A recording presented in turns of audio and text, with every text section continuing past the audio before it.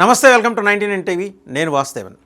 అరుణాచల్ ప్రదేశ్ విషయంలో చైనా తేపకి చేస్తూ వస్తున్న దుశ్చర్యలకి భారతదేశం గట్టిగా సమాధానం ఇచ్చింది. ఒక రకంగా చెప్పాలంటే మాడు పగిలేలాగా సమాధానం ఇచ్చింది. చైనా ఇప్పటివరకు క్లెయిమ్ చేసుకుంటూ వచ్చిన అరుణాచల్ ప్రదేశ్లోని ఒక 27 భౌగోళిక ప్రాంతాలని మ్యాపింగ్ చేసింది భారతదేశం. చేసి ఇవన్నీ కూడా మావే, ఏం పీక్కుంటావో పీక్కో, జీ జిన్పింగ్ అని చెప్పేసి చాలా గట్టిగా బదిలిచ్చింది చైనాకి. తేపకి 2 నెలలకు 3 నెలలకు ఒక మ్యాప్ రిలీజ్ చేస్తుంటుంది ఏది బీజింగ్. ఇదిగో ఈ అరుణాచల్ ప్రదేశ్లో ఉన్న వాటన్నిటికీ వాళ్ళకి రకరకాల పేర్లు పింగ్ డింగ్ జింగ్ అని పేర్లు పెట్టేసి ఇవన్నీ మావే అంటుంది. మనమేమో ఇక్కడ స్థానికంగా ఉన్న యోధుల పేర్లు అండ్ అమర జవాన్ల పేర్లతోటి అక్కడ స్మారక చిహ్నాలు కూడా ఉన్నాయి. పర్వత ప్రాంతాలు కూడా మావే అంటుంది. ఒకటి కాదు, కనపడేదంతా నాదే అనే ఒక పెడ ధోరణి మనం చైనా ప్రదర్శిస్తూ వస్తుండడం మనం ఎప్పటి నుంచి చూస్తున్నాం. సో దాని కంటిన్యూషన్ ఈరోజు సర్వే ఆఫ్ ఇండియా ఒక మ్యాప్ రిలీజ్ చేస్తూ 27 భౌగోళిక ప్రాంతాలకు సంబంధించి చైనాతో సరిహద్దులు పంచుకుంటున్న ఈశాన్య రాష్ట్రంలోని వివాదాస్పద ప్రాంతాలని చైనా చెప్తున్న దాని మీద సాధికారికంగా ఒక ప్రకటన చేసింది. మ్యాపే ఇచ్చింది. మ్యాప్తో పాటు ఐడెంటిఫై చేసి ఇవన్నీ కూడా మావే, భారతదేశానివే, ఏమన్నా డౌట్ ఉందా తేల్చుకుందాం రా అని చెప్పేసి, ఢిల్లీకి రా అని చెప్పి బీజింగ్కి మాడు పగిలేలాగా సమాధానం ఇచ్చిందనమాట.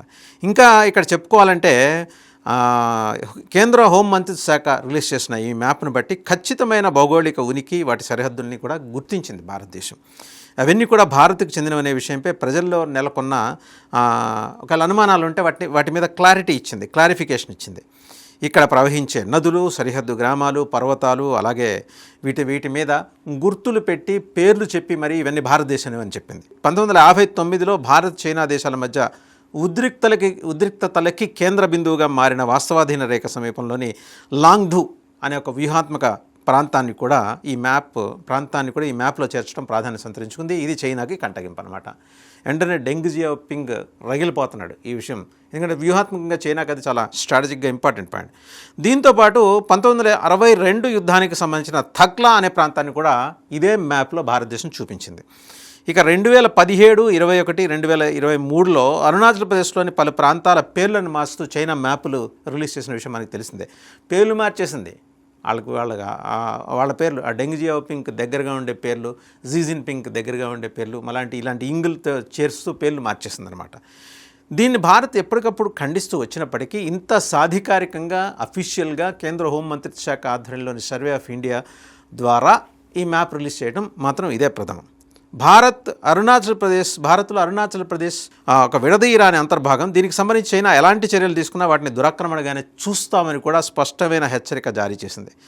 సో ఇప్పుడు ఏంటంటే, ఇప్పటివరకు మ్యాపు, హెచ్చరిక లేదా వార్నింగ్, ఒళ్ళు దగ్గర పెట్టుకోమని కన్నెర చేసి చెప్పడం ఇవన్నీ చేశాం. బట్ దీని వెనకాల వ్యూహాత్మకంగా ఇక్కడ మనం గమనించాల్సిన విషయం ఏంటంటే, జియోపొలిటికల్ అఫైర్స్ ఇంపాక్ట్ కారణంగా భారతదేశం తన దూకుడు వైఖరిని పెంచింది. ఇదివరకట్లాగా మీరు వస్తారా, ఆక్రమించుకుంటారా అంటే పండిట్ నెహ్రూ సమయంలో వాళ్ళ రండి, మీరు అంత దూరంలో ఆగిపోయారంటే ఇక్కడికి వచ్చి ఇది కూడా ఆక్రమించేసుకోండి అని చెప్పేసి బంగారు పళ్ళెంలో భారత భూభాగాలని అప్పగించే పరిస్థితి లేదు. నరేంద్ర మోడీ కానీ, అమిత్ షా కానీ ఏం చెప్తున్నారు, రక్షణ మంత్రి రాజ్నాథ్ సింగ్ కానీ, నీకు అలాంటి ఆలోచన ఇస్తే నీ ఇంట్లో జరబడి నీ మాడు పగలగొడతామని చెప్తున్నారు. చైనా కూడా చెప్పింది అదే. ఎందుకు? అంతర్జాతీయంగా చోటు చేసుకుంటున్న డెవలప్మెంట్సు, జెన్జీ ఉద్యమం పేరుతోటి ఢిల్లీలో చేసిన ఒక విధ్వంసకర ప్రక్రియ వెనకాల డీప్ స్టేట్తో పాటు చైనా ఇన్వాల్వ్మెంటు, ఇవన్నీ భారతదేశం గమనంలోకి తీసుకుంది. సో అది ఫెయిల్ అయిపోవటం అనేది వాళ్ళకి నచ్చట్లా. ఈ 2 దేశాలకి అజీర్తి చేసింది ఈ ఫెయిల్ అయిపోవటం.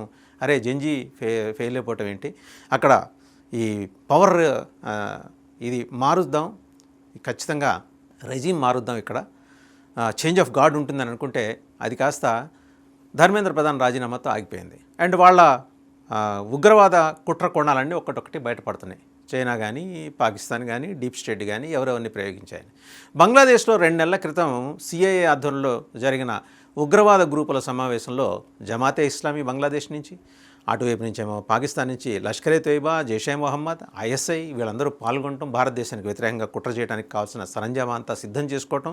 అండ్ అదే క్రమంలో మరి తారిక్ రెహమాన్ బంగ్లాదేశ్ ప్రధాని చైనా ప్రీమియర్ ముందు సాగిలపట్టడం, అయా తమరే మాకు దిక్కు, మొత్తం 10 మంది ఏదో మీ సంతోషం అంటాం, ఇవన్నీ కూడా భారతదేశం గమనించింది.